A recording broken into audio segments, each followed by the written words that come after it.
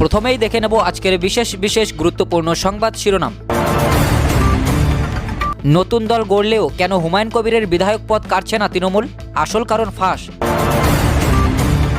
হবিবপুরে গ্রেপ্তার বাংলাদেশি তরুণ অনুপ্রবেশকারী, সীমান্তে জোর নজরদারি। 20 লক্ষ নতুন ভোটারের ভাগ্য নির্ধারণে কমিশনের কড়া পদক্ষেপ, 26-এর ভোটে কি বড় চমক? বিজেপি ক্ষমতায় এলে বাবর, আকবর, হুমায়ুন, শাহজাহান, ঔরঙ্গজেবের নাম লেখা হবে না, হুঙ্কার শুভেন্দুর। বালিগঞ্জে নতুন প্রার্থী ঘোষণা হুমায়ুনের, নিশার চট্টোপাধ্যায়ের বদলে এলেন প্রাক্তন পুলিশ অফিসার আবুল হাসান। এই নিয়ে 101, ফের আদালতের গ্রিন সিগন্যাল, স্বস্তিতে শুভেন্দু। মুখ্যমন্ত্রী মারাত্মক মিথ্যে কথা বলে, ডিএ নিয়ে মমতার মন্তব্যে শোরগোল, পাল্টা দিলেন মলয় মুখোপাধ্যায়। গ্র্যাজুয়েটের জন্য দারুণ সুযোগ, ব্যাংক অফ ইন্ডিয়াতে শতাধিক নয় 500-এর বেশি পদে নিয়োগ। হারিয়েছেন বাবাকে, শারীরিক প্রতিবন্ধকতাকে জয় করেই ইউপিএসসিতে সফল, চমকে দেবে মানবেন্দ্রের কাহিনী। 25,000 টাকা করে দেবেন রাজ্যপাল, হঠাৎ কেন এমন ঘোষণা যাদবপুরে? ভোটার তালিকায় মৃত, এসআইআর পর রেশন ও লক্ষ্মীর ভাণ্ডার নিয়ে আতঙ্কে বাঁকুড়ার প্রৌঢ়া। খসড়া তালিকায় নাম, তবুও ডাক শোনানি, ভয়ে কাঁপুনি 79 বছরের বৃদ্ধার। মতুয়াদের গৃহযুদ্ধ, মমতা বালা শান্তনুপন্থীদের মধ্যে চরম সংঘর্ষ ঠাকুরনগরে, মাটিতে ফেলে মারধর। ওবিসি সার্টিফিকেট নিয়ে বিতর্ক, রাজ্যে এসআইআর 11টি নথির সংশোধন চেয়ে কমিশনের বিরুদ্ধে মামলা। বর্ষ শেষে শাহ সফরে বাইক বাহিনীর শক্তি প্রদর্শন, কলকাতায় 5,000 বাইকের কনভয়ে পরিকল্পনা বিজেপির। আন্দোলন থামবে না, দীপু দাসের খুনের বিচার চেয়ে হাওড়া ব্রিজ অবরোধ বিজেপির, পুলিশের সঙ্গে ধস্তাধস্তি। এটাকে পশ্চিম বাংলাদেশ বানাতে চাইছে সরকার, তাই ছুট দিয়ে রেখেছে বিস্ফোরক মিঠুন। বাড়ি থেকে বেরোতেই টার্গেট, দিনহাটায় তৃণমূল নেতাকে গুলি। এসআইআর 2010 সালের মার্চ মাসের পর প্রদত্ত ওবিসি শংসাপত্র কি গ্রহণযোগ্য? বড় নির্দেশ কলকাতা হাইকোর্টের। প্রিয় দর্শক, এবার আসছি বিস্তারিত খবরে। নতুন রাজনৈতিক দল জনতা উন্নয়ন পার্টি ঘোষণা করলেও ভরতপুরের বিধায়ক হুমায়ুন কবিরের সদস্যপদ খারিজের আবেদন জানাবে না তৃণমূল। পরিষদীয় দল সূত্রে খবর, বিধায়ক পদ কেড়ে নিয়ে হুমায়ুনকে অযথা রাজনৈতিক গুরুত্ব বা শহীদ হওয়ার সুযোগ দিতে নারাজ ঘাসফুল শিবির। আপাতত তাকে উপেক্ষা করার কৌশল নিয়েছে শীর্ষ নেতৃত্ব। তৃণমূল থেকে সাসপেন্ড হওয়ার পর হুমায়ুন নতুন দল গড়লেও 2026 সালের বিধানসভা নির্বাচন পর্যন্ত তাকে নির্দল বিধায়ক হিসেবেই থাকতে দিচ্ছে শাসক দল। এমনকি তার বিরোধী গোষ্ঠী হিসেবে পরিচিত নেতাদেরই ভরতপুরের ব্লক কমিটিতে স্থান দিয়েছে তৃণমূল। স্পিকার বিমান বন্দ্যোপাধ্যায় জানিয়েছেন, পরিষদীয় দলের পক্ষ থেকে পদ খারিজের কোনো আবেদন এখনও জমা পড়েনি। 20 লক্ষ নতুন ভোটারের ভাগ্য নির্ধারণে কমিশনের কড়া পদক্ষেপ, 26-এর ভোটে কি বড় চমক? পশ্চিমবঙ্গে ভোটার তালিকা সংশোধনের লক্ষ্যে বড় পদক্ষেপ নিল নির্বাচন কমিশন। প্রায় 32 লক্ষ আনম্যাপড ভোটারের মধ্যে নতুন করে 20 লক্ষ মানুষকে শুনানির নোটিশ পাঠানো হয়েছে। 2002 সালের তথ্যের প্রমাণ দিতে না পারা ভোটারের স্বচ্ছতা যাচাইয়ে জেলা ও মহকুমা স্তরে বিশেষ শুনানি চলবে। এই প্রক্রিয়ায় স্বচ্ছতা বজায় রাখতে 4,500 জন মাইক্রো অবজারভার নিয়োগ করা হয়েছে, যাদের প্রশিক্ষণও শুরু হচ্ছে দ্রুত। অন্যদিকে 2026 সালের বিধানসভা নির্বাচন নিয়ে বড়সড় পরিবর্তনের আভাস মিলেছে। সিইও দপ্তর সূত্রে খবর, আসন্ন হাইভোল্টেজ ভোট এবার 8 বা 6 দফার পরিবর্তে মাত্র 1 বা 2 দফায় করানোর প্রস্তাব দেওয়া হয়েছে। পর্যাপ্ত কেন্দ্রীয় বাহিনী মোতায়েন করে ভোট পরিচালনা বা বহিরাগতদের প্রভাবমুক্ত রাখাই কমিশনের মূল লক্ষ্য। আগামী 14 ফেব্রুয়ারি চূড়ান্ত ভোটার তালিকা প্রকাশের পরেই নির্বাচনের নির্ঘণ্ট ঘোষণা হতে পারে। বালিগঞ্জে নতুন প্রার্থী ঘোষণা হুমায়ুনের, নিশা চট্টোপাধ্যায়ের বদলে এলেন প্রাক্তন পুলিশ অফিসার আবুল হাসান। সোমবার প্রার্থী ঘোষণা, মঙ্গলবারই বাতিল। বালিগঞ্জের প্রার্থী হিসেবে নিশা চট্টোপাধ্যায়ের নাম বাতিল করেছিলেন হুমায়ুন কবির। ওই কেন্দ্রে এবার নতুন প্রার্থী ঘোষণা করলেন জনতা উন্নয়ন পার্টির প্রধান। বালিগঞ্জে জনতা উন্নয়ন পার্টির প্রার্থী আবুল হাসান, প্রাক্তন পুলিশ অফিসার আবুল হাসানকে প্রার্থী ঘোষণা করলেন হুমায়ুন। মাত্র 24 ঘন্টা পেরোতেই ডিগবাজি। সোমবার নতুন দল গঠন করে সেই মঞ্চ থেকেই বালিগঞ্জের প্রার্থীর নাম ঘোষণা করেছিলেন তৃণমূলের সাসপেন্ড নেতা হুমায়ুন কবির।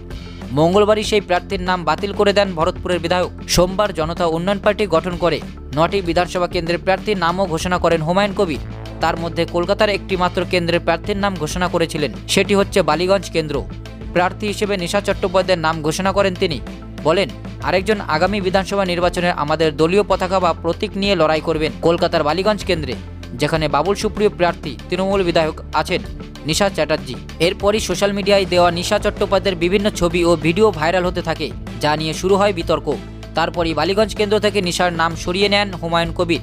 তিনি বলেন, আমার জানা ছিল না উনি নিশা চট্টোপাধ্যায় একজন সেলিব্রিটি, এটাই জানতাম কিন্তু প্রার্থী ঘোষণা করার আধ ঘন্টার মধ্যে তৃণমূলের বিভিন্ন যে আইটি সেল বা বিভিন্ন রকম অনলাইনে যেসব ফেসবুকে তার কিছু ছবি ভাইরাল হয়েছে, তাতে আমার মনে হয়েছে যে আমার শুরুটা এই ধরনের কোনো ব্যক্তিকে বিধানসভার মতো পবিত্র জায়গায় পাঠানোর জন্য বা আইন প্রণয়নকারী সদস্য হিসেবে পাঠানোর জন্য মানুষ আমাকে ভুল বুঝতে পারে। তাই আমি সেটা 24 ঘন্টা যেতে না যেতেই রাতেই সিদ্ধান্ত নিয়েছি যে এটাকে প্রার্থী রূপে রাখবো না। নিশা চট্টোপাধ্যায়ের নাম বাতিলের পর বালিগঞ্জে সংখ্যালঘু সম্প্রদায়ের কাউকে প্রার্থী করবেন বলে জানিয়েছিলেন হুমায়ুন কবির। তিনি বলেন, আমি এক সপ্তাহের মধ্যে বালিগঞ্জের কোনো একজন মুসলিমকে প্রার্থী হিসেবে তুলে ধরবো। ওখানে আমি খোঁজ নিয়ে দেখেছি যে বালিগঞ্জে প্রায় 50% কাছাকাছি সংখ্যালঘু ভোটার আছে। সেই মতো আজ প্রার্থী ঘোষণা করলেন হুমায়ুন। এই প্রেক্ষাপটে হুমায়ুনের আক্রমণের পাল্টা জবাব দেন নিশা। তিনি বলেন, একটা বাঙালি মেয়েকে হটিয়ে তুমি বলছো একটা মুসলিমকে নিয়ে আসবে, তাহলে সেটা ধর্মনিরপেক্ষ দল কি করে হলো? হিন্দু বলেই বাদ হয়েছি, আমি তো কিছু জানতামই না। সেই হিসেবে আমাকে হঠাৎ করে ঘোষণা করে দেওয়া, আবার হঠাৎ করেই আমাকে ডাউন করে দেওয়া, উইথড্র করে নেওয়ার জন্য মানহানির মামলা করব। প্রস্তাবিত বাবরি মসজিদের শিলান্যাসের দিন সৌদি আরব থেকে ধর্মগুরু আসার কথা থাকলেও সেরকম কেউ আসেননি। এমনকি হুমায়ুন কবিরের নিরাপত্তারক্ষীদের হায়দ্রাবাদ থেকে আসার কথা থাকলেও পাঠানো হয়েছিল স্থানীয় নিরাপত্তারক্ষী। এবার নতুন দলের যাত্রার শুরুতেই প্রার্থী নিয়েও ধাক্কা খান ভরতপুরের বিধায়ক। হবিবপুরে গ্রেপ্তার বাংলাদেশি তরুণ অনুপ্রবেশকারী, সীমান্তে জোর নজরদারি। বাংলাদেশের অস্থির পরিস্থিতিতে ফের মালদা জেলার হবিবপুর ব্লকের ভারত বাংলাদেশ সীমান্ত গ্রাম থেকে গ্রেপ্তার হলেন এক বাংলাদেশি তরুণ। বুধবার ভোরে হবিবপুর ব্লকের বৈদ্যপুর গ্রাম পঞ্চায়েতের মালুমভিটা সীমান্ত সংলগ্ন এলাকা থেকে গ্রেপ্তার করা হয় মোহাম্মদ সুমনকে। 27 বছরের সুমন বাংলাদেশের নওগাঁ জেলার নিদপুর এলাকার বাসিন্দা। রবিবার গভীর রাতে হবিবপুরের সীমান্ত গ্রাম দাল্লা থেকে এক বাংলাদেশি নাগরিককে গ্রেপ্তার করেছিল পুলিশ। মাত্র একদিনের ব্যবধানে ফের সীমান্ত সংলগ্ন এলাকা মালুমভিটা এলাকা থেকে বাংলাদেশি অনুপ্রবেশকারী গ্রেপ্তারের ঘটনায় উদ্বেগে সীমান্ত এলাকার বাসিন্দারা। বর্তমানে অগ্নিগর্ভ পরিস্থিতি ওপার বাংলায়। সেই পরিস্থিতিতে দাঁড়িয়ে একের পর এক বাংলাদেশি অনুপ্রবেশকারী গ্রেপ্তার হওয়ার ঘটনায় সতর্ক সীমান্ত লাগোয়া এলাকার পুলিশ। দিনের পাশাপাশি রাতেও চলছে কড়া নজরদারি। পুলিশের পাশাপাশি বিএসএফ জওয়ানরাও টহলদারি জোরদার করেছে।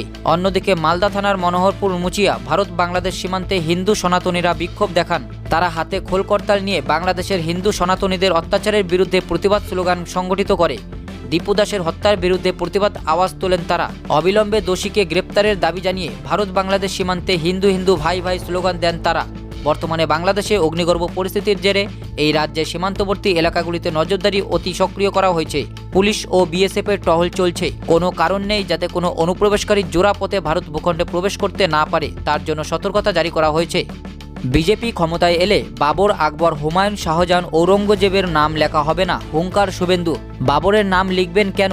হুমায়ুন কবিরের বাবরি মসজিদের নামকরণ নিয়ে ফের একবার আপত্তি জানালেন শুভেন্দু অধিকারী। পাশাপাশি হুঁশিয়ারি দেন, বিজেপি ক্ষমতায় এলে বাবর, আকবর, হুমায়ুন, শাহজাহান, আকবরের নাম লেখা হবে না। বিরোধী দলনেতার বক্তব্য, দাঙ্গা হুমায়ুন কবির লাগাচ্ছেন। আমরা তো বলছি হিন্দু মন্দির বানাবে, মুসলমান মসজিদ বানাবে, শিখ গুরুদুয়ার বানাবে, খ্রিস্টান গির্জা বানাবে, কে আপত্তি করেছে? জমি থাকলে টাকা থাকলে করুন, বাবরের নাম লিখবেন কেন? আপনাদের ঠিক করতে হবে বাবরের নাম থাকবে না মুছবেন। হুমায়ুন কবির বাবরের নামে ধর্মীয় প্রতিষ্ঠানের শিলান্যাস করছেন, বাধা দেননি মমতা। 1000 পুলিশ তাকে পাহারা দিয়েছে।